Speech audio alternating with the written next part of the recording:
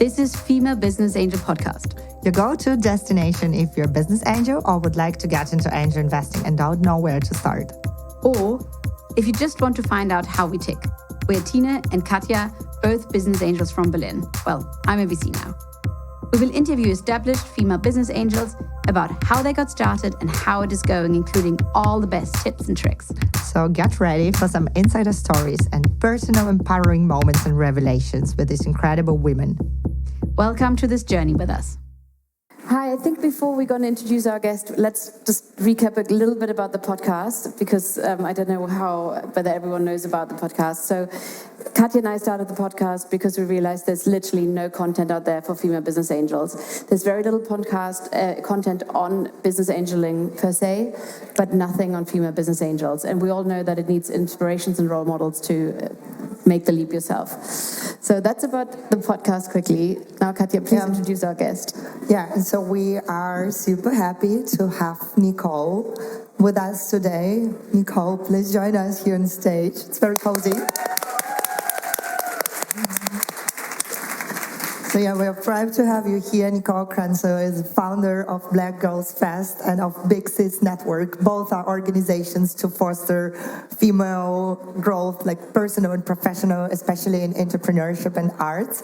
I think your background is absolutely fascinating. You've been named by Forbes magazine one of the 100 women to follow on LinkedIn and Twitter. So if you guys need more input on social media, follow Nicole. And you've been also named 30 under 30 by Forbes in culture and arts category. You're a venture scout for Ada Ventures. You've angel invested in a couple of very exciting startups. And also you sit on the advisory board of Tate Modern, which I think is like super fascinating. Never met someone that young doing that. With major CV envy. So I think your background is absolutely fascinating. And then just like 20% of it. So it's like culture and angel investing and female empowerment entrepreneurship. Tell us more about yourself. I think for me, I've always tried to navigate spaces where I didn't see myself belonging. I was born in Ghana and I moved to the UK when I was 9 years old. And you can imagine going from a place where you saw loads of people that looked like you to go to a country and an area where you didn't really fit in. So I can probably say most of my work stems from like childhood trauma, like quite literally finding ways to fit in, but also realizing that there's so many other people who also feel the same way, want to fit in. And so the reason why I have such a thrill with working across multiple industries, across art, tech, business, design, is because I just want to find more ways to fit in. And I want to fit other people in, essentially. That's really an awesome mission. To put yourself into discomfort to make sure that other people don't have to feel the discomfort. That's really amazing. Yeah. So tell us about, since this is about female business angeling, how did you get into business angeling in the context of this? Yeah, so I kind of fell into angel investment. Right. I used to work for an organization that used to do D&I training for large corporations, VCs in general. And after leaving that job to obviously go and start Black Girl Fest full time, I remember speaking to my CEO and I was just like, I'd love to speak to some investors. And she was just like, we do loads of training for VCs. Like, let me introduce you to a few people. I got introduced to the team at Ada Ventures and joined their scout program. Through my network, I had so many founders who I could basically bring to their fund. And then within that program, they were also producing an angel program. And I remember thinking, I'd love to apply for something like this. I didn't know if it was something for me. I wanted to learn more about angel investment, but also have the capital to start actually investing. And I took part in the angel program. I was one of 5 people. But what was really exciting is, aside from the capital that we were given, we were also trained up. We were given sessions. We met with other angels. We were given literature, podcasts, given events, like really given the tools and the skills to actually be prepared for the industry. But I think it's really powerful. Because again, I wouldn't ever imagine this is, I'm the only one in my family who does this work, right? So I never really imagined that this would be an arena that I can take part in. But I freaking loved it. Like, I'm so good at it. Like, I made some of my first investments before anyone else did because I had this nature for having this really in-depth way of connecting with founders. I remember I was speaking to like this really prolific angel investor, and we'd done a few deals together, and I remember like slid into his DMs on Twitter, and I was just like, hey, like, let's have a conversation. And he said to me, he was like, you've got something in you, because you've got this knack for understanding and connecting with founders in a way that I don't think other like angels or VCs would. And I was just like, what does he see in me? Like, I've only made like 2 investments. No, like, what is going on? That's but I think awesome. it's this ability, maybe it's like my experience being an operator and a founder myself, but it's this ability to really connect with founders. And I think from the early set, I realized this power imbalance when it came to angels and founders. I realized that so people think that they need to be connected to so many incredible angels. But actually, Thank you. I have this really powerful desire to be connected to so many incredible angels, like so many incredible founders. Like, I want to be a part of their journey. I want to be a part of their story. I want to connect with them at early stage. I want to build with them. I want to get really scrappy. I want to make connections. I want to introduce them to the right people. And that kind of scrappy, let's buckle down nature that I have, I think makes the characteristics of a really brilliant angel. Yeah. What was the most surprising thing you learned about angel investing? So with our podcast, we try to demystify it and, motivate more women to join the cause. So even if you don't have your own capital to invest, maybe just support the founder with your time, with your network, or join the Scout program. So you just showed us that you have had like all of the resources available for you to learn and to advance. What was the most surprising thing, maybe? I guess, definitely in the UK, the network lives on Twitter or WhatsApp, and it's all really based on really strong connections. So I realized actually quite early on during the program that if I I basically slid into a lot of people's DMs and just wanted to build connections, not only would I get brilliant deal flow, but also I would get brilliant insights. I would co-invest with people. I would meet other people who wanted to invest in women and share insights and share networks. And building that network was probably the most powerful aspect of my time on the program. But I realized the power that it had beyond measure.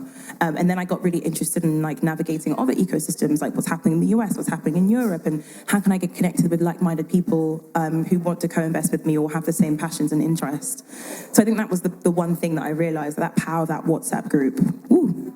Yeah, it's amazing, huh? I mean, you would, when you look from the outside at the scene, you think it's like really cagey and everyone does their thinking by themselves in the rooms. But actually, like, it's so much based on exchange. Yeah. And this is something that we're seeing here as well. Like, since we've been starting building the ecosystem, looking at some people here, that it's people do communicate so much. There's so much exchange of ideas, feedback on companies, and if people see a potential in you as an investor, they will collaborate. And I think this is something that you can really lean on when you start out as well, is to like know there is a like welcoming community and things to exchange on. Exactly. So I would like to come back to something. What you said is that you like to put yourself into not uncomfortable situations where you feel like you don't belong. And I think this might be something that's very powerful in how you connect with founders, because founders, when being a founder is like 100% about going outside of your comfort zone. So that's probably where you get the potential to connect with the founders. A bit of an imposter syndrome. Huh? A bit of an imposter syndrome, maybe. Maybe a little bit. A little bit. Or being able to handle it quite well. Yeah. So do you have any, so this is not really about angel investing, just in life. So what's kind of your mentality to go into situations where you're like, okay, I totally don't belong here. I'm 100% out of my comfort zone. Like, what's your mindset on it? Do you know what? I like the challenge. You know, I don't know, maybe there's a part of me that sometimes, or maybe I've actually heard that you can't do this because you're a woman, like countless times. And I like to prove people wrong. And I think maybe that's what it feels like, walking into rooms and being like, oh, I'm the only one here, but I'm gonna like absolutely make sure everyone remembers my name. Do you know what I mean? And doing the work in D&I that I've done for quite some years, I always think the real issue with a lot of conversations around D&I is that the diversity gets you in the room, but the inclusion part is what sits you at the table. And most of the time, inclusion is left out of the conversation. So I walk into rooms, but I'm never brought into the table. So I always think about how do we actually reverse it? How do we think about inclusion first? Because by being inadvertently inclusive, we're automatically creating diversity. We're creating diverse thoughts and conversations and people. But if we think with how do we include more people at the table first, people will walk through the room. And so I always think, like, how do I challenge people to think differently about the way they perceive me and other people who look like me? And I think I just love to prove people wrong. I think I like to just show them, ha. Like, you know what I mean? Like, it's that thrill of like, let me try and like change the way that you and society sees women, black women, visibly active, vocal women, outspoken. I remember my mum once saying to me, like, she was like, oh, you put too many opinions on Twitter, like, you know, don't say too much. And I was like, Mum, like, obviously she comes from a different generation, but it's kind of like she didn't want me to be too out there and attract too much attention. And it's like, your mum is on Twitter. It's too late, Mum. It's too late. I'm speaking at conferences, so I'm kind of out there right now. And I realized that because of that generation, like, there was a lot of quietening of voices. And so she was probably used to like, oh, don't draw too much attention to yourself. And it's like, no, I want the attention. I want people to hear me because there aren't many people who look like me who are speaking up. And I want to speak. And I think more people should speak and feel empowered to speak. So I think I'm always with that mentality when it comes to my life motto, I guess, and how that seeps into the work that I do. That was one of the motivations also to start Black Girls Fest, correct? Yeah, absolutely. I think I think when we created Black Girl Fest, it was out of desire to see more black women on these stages, right? Wanting to see and hear our experiences, but also to put us at center stage, not to exclude anyone, but to actually be like, let's hear what this community have to say about this topic that affects them. And that felt really revolutionary in 2017 when it started. Everyone was just like, this hasn't ever happened before. Like, why is this so new? But it was really powerful. It really shook the system, but also it changed the landscape of the way arts and cultural programming was including more women of color, more black women. And I think that says something about the time of which we were in 2017 when this was first created to now, where it should be, like I always believe, everything that regarding D&I, it should be normalized that we see women of all races and backgrounds having conversations on topics that are pertinent to their experiences. Like, why not? And I think someone asked me, like, oh, when will you stop doing what you do? And I was like, well, when the world changes and we see like more equity, equality across the board for everyone, that's when I'll stop. Let's maybe bring up the statistics we were talking about the good old night, the statistics. 0.0. Yeah, I think that's because there's a couple of some research is being done about women and the lack of investment that goes into women-founded businesses, and across the total 10 years of the total amount invested, I think 1% of capital went to women, and 0.01% went to black women. Like, it's ridiculous. And that's kind of where I saw the challenge when I was on the Angel program to think about what my thesis would be, like what kind of women did I want to invest in? Where did I see that what I was saying about I want to challenge something, I want to prove someone wrong. And it was to see more black women getting investment. Like, how do I change that statistic in some way? How do I push the needle a little bit on that first Angel ticket to then go see a lot of what I've seen now? A lot of the founders who have invested and have gone on to go raise, most recently, Josephine Phillips, who's a brilliant founder of a platform called Sojo, which is like trying to revolutionize like clothes alterations. She went on to go raise like a 2.8 million pre-seed, like ridiculous. And she's like 24 and she's a first-time founder. Amazing. Yeah. So it's things like that where I'm just like, she's in the playing field. She's in the system. She's part of the conversation. And it was through me and other kind of early stage investors believing in her and actually supporting her, bringing her into the space, do we see now another, changing the statistic day by day, another black woman actually founder by founder. And I think that is where I saw that, again, that challenge of like, let's change that. Like, I hate that statistic so much. And I want the next 10 years for it to be completely different so that we see women of all races and backgrounds actually receiving and being a part of this conversation, but actually receiving investment. And something that I was talking about on the walk here was thinking about our definitions of success, right? Definitely in the UK, success right now looks like that big media, X raised X million, and it's like very overwhelming for plenty of people. But I think that definition of success sometimes leads us to the same boys club behaviors that we're seeing at the moment. It goes beyond that. It goes beyond just capital. It's very important, but also it goes to access, who you bring up after you, knowledge, the power of knowledge, sharing of knowledge, and what kind of holistic view that we can define to create success. Because as quickly as the media can shine the light on your rays, they can also demystify you, shut you down, and completely disintegrate your entire experience, as we've seen most recently with the press. We were talking about Emily Weiss from Glossier, like crazy ass headlines talking about and completely like diminishing her entire, I don't want to get into it, but you know what I mean. Completely diminishing her power of the way that she was able to completely shape beauty for women, but also be a player in such a powerful industry that was previously led by men. And to have headlines like that, it shows us that there's still so much work to do.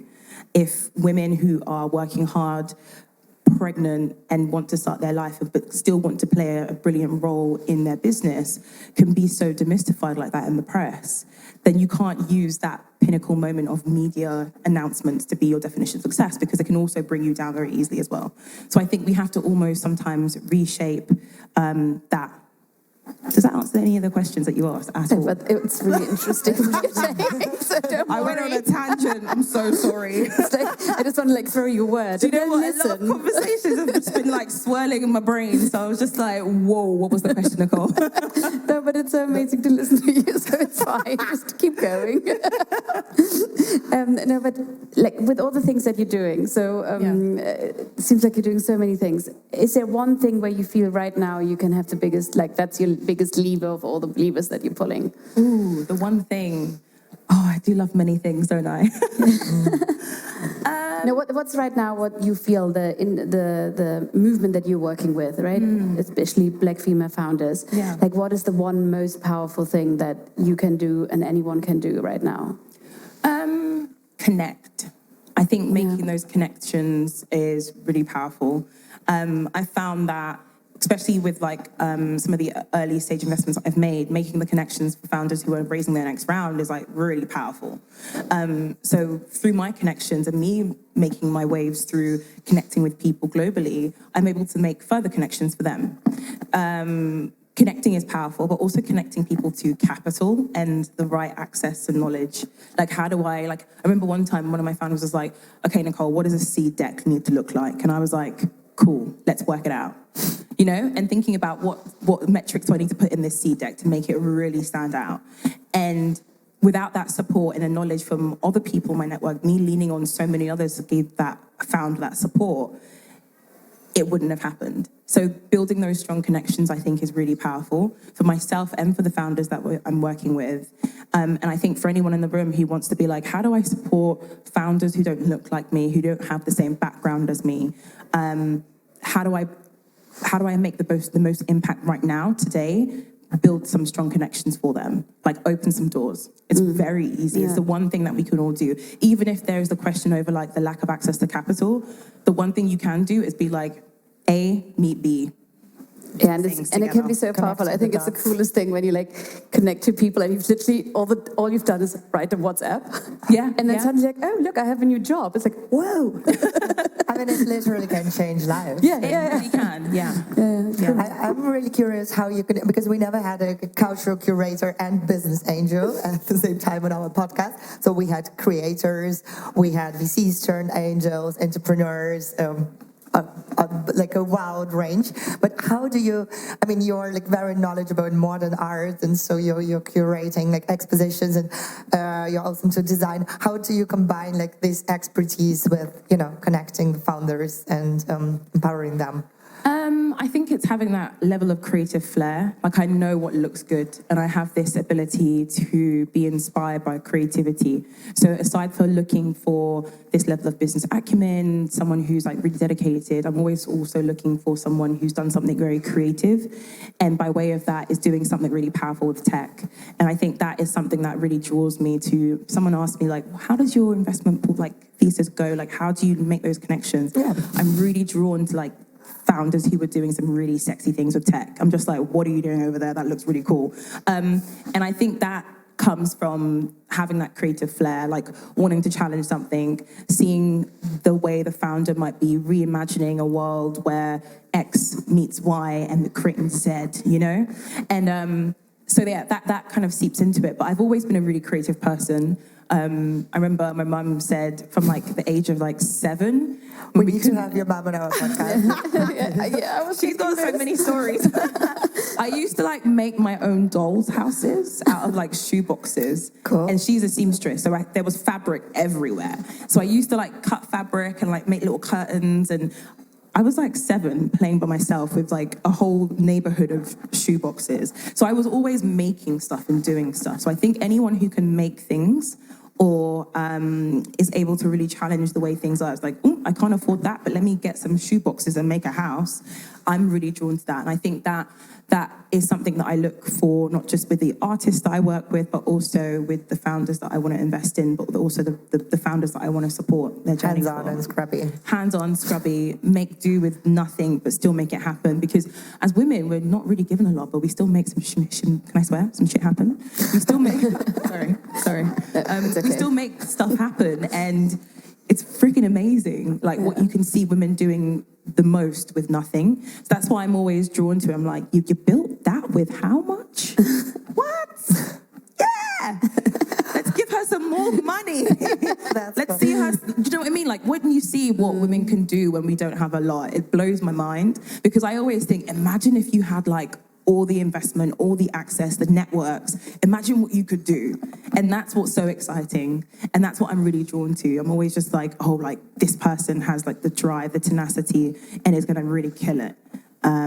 Yeah. Can I ask you 2 really practical questions? Yeah. One is, how do you build and maintain this incredible confidence? And second, how do you prioritize? How do I build and maintain the confidence? Yes. Well, I think it's part of that, what I was mentioning before about walking into rooms, but it's the ballsiness to believe that I already deserve to be in here, that no one has given me the hand out, and that if people are looking around at me why is she in here? It's because I'm probably very good looking. I'm joking. No, No, you are. Oh, you don't need to clap, thanks. But you know that awkwardness when you walk into a room full of men and everyone's looking at you, you're like... Thanks. No, I'm joking. I'm definitely engaged. But it's that energy of well, if they're looking at you, you better say something sick. You better blow their minds with your knowledge. You better just really run that room, and everyone will leave knowing that was that girl that was just speaking. Do you know what I mean? I think having that confidence is something that I always I nurture, I really test it. I throw myself in situations where I would feel uncomfortable, where I would want to just be in the corner and not talk to anyone. I think sometimes you have to challenge yourself and really test your limits to build that confidence even more, take it to the next level. I remember once I was speaking at a conference and it had thousands of people, and I was like, oh my God, this is crazy. What if I say something wrong? It was absolutely quieting that imposter syndrome voice and be like, no, you're going to kill it. Whatever it is, you're meant to be in that conference room. You're meant to be in that space. You were invited because you have something powerful to say. You better say it. And if you're going to leave a mark on anyone, they're going to remember the girl that said something but probably mispronounced it. Do you know what I mean? Yes. They're going to remember that girl that, might have not said that thing perfectly, but still, you're going to make a mark. And I think I always say, when people say, you know, I want to like empower women, women are already empowered, I believe. I genuinely believe it's innate within us. I think we're just innately empowered people because we can make so much happen in our lives without even realizing. I think it's about how do you charge up that. That's at our core. Like, what is around us that is charging that up and allowing it to come out? And what spaces can we like authentically bring that out and feel safe, but also feel like we can be our absolute selves? And so I want to, and I do continue to believe that, where can I charge that up? Where can I go? Who can I speak to? Where can I have a platform to continue to charge up where I feel the most powerful? And that builds confidence within me. That's a good strategy to find, like, to know yourself and to find your energy source. I mean, it can be very different if you're like an introvert, extrovert, depending on your life stage, what you need, but still to make it a stretch, right? So you have to feel comfortable, but it prove people wrong. I should have started asking founders that, what's your energy source? What's your energy source? Like, where'd you get? And I think that helps with the second question in terms of like prioritizing, because I very much feel like people always say, oh, Nicole, you do so many different things. How do you prioritize? And I was like, I only do the things that I love. So if I was upset about what I did, I wouldn't be doing it. And actually, I love everything that I do. So I put in the hours because I know that it's going to make a difference. So I'm really like driven by it. That's my core. And that by doing that core work, I'm already charging myself up, but also I'm prioritizing what's important to me. And that always is what charges me up first. That's really good. And I mean, you're totally on a mission. You actually have different missions, so this is like really impressive. But we always ask like very deep questions towards the end of our podcast. Yeah, which is like, if you could change just one thing in this world, this taps into prioritization a bit, like what would it be if you could just pick one? What would you change in this planet, in our human race? That's a big question. I know. I warned Where you do we yesterday. start? Oh my God. If I could change one thing in this entire world, it would be... there's so many different things. I would probably completely demystify, reverse engineer, completely deconstruct this entire ecosystem and rebuild it from the ground up. I'm very much of... No, only because I'm very much of I follow on the words of thinkers and writers before me, thinking about the master's tool cannot rebuild the master's house. You can't rebuild something that has been designed to oppress you to work for you. You have to quite literally break it all down and start again. I'm a builder, I'm a thinker. I want to think about the ways that we don't repeat the same oppressive natures that were designed to work against us. It can never work, because then we would be oppressing other people who follow us. I think sometimes when we think about inclusion, we have to think about not just how everyone gets into the room, but we have to think about how do we rebuild this to make it actually work for everyone? Because if you think about the systems that have just been designed around us, they're not designed to empower us or make us great. They're designed to oppress us and keep us down. So, us as women or human beings? Oh, yeah, women of any race, disability, or visible, invisible, religion. So much has been designed to work against us and across all the intersecting identities. So if we were to think about, or if we wanted to rebuild this world, rebuild the ecosystems of which we navigate, how would we do it from the start? We would do it, first of all, by not having spaces that were only designed to support one looking type of founder, where we were seeing one looking type of business flourishing, and you know what I mean? So I always think like, oh, this is really great, like what we're doing, but sometimes you have to start again a little bit. You have to like rebuild certain parts, because if not, we'll end up just repeating the same boys club type behaviors that we all hate.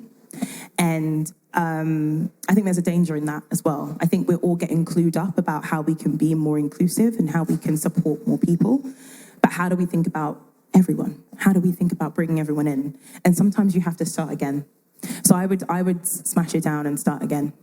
And I think there is an opportunity to do that. I do. I think when things don't work and haven't worked for years, and we're trying to like chop and change things, is it going to get us to the end result we want? Or do we need to rethink this? Do we need to be quite radical and just be like, imagine if we just started again? So yeah, it's probably not going to happen in my generation, but hopefully I'll get to write something, a report or some research or a book, and the next generation will, right? the next generation will be like, oh, okay, yeah, cool, let's do this. But I do think there's, I think what's really exciting about building this new world is we can do it on the terms where we know that everyone will be invited in. Like that, what I was saying, like inclusion first, diversity second. Like if we bring people to the table first, then we're intrinsically already diverse and we're thinking about everyone, as opposed to bringing people in the room and being like, you just stand there and then we'll just decide stuff over here. Do you know what I mean? Yeah. It doesn't work that way. So I think we need to start again and do it the other way around, is my thinking. I think that's, it's great closing. I'm just like, I need to think everything over. Thank you. Well, it's been so amazing to have you. I really want to get your mom on because because I think just the confidence that you exude and the energy is so cool, and it must come from somewhere because it's incredible. Thank you. And yes, I really hope that you keep going on your path and that you move as many amazing things as you can. And thank you. We'll be cheering from the sidelines and hopefully work on the same projects together. Yeah. And let's pave the way for the next generation. Everyone, give it up for Nicole. Thank you. Thank you very much.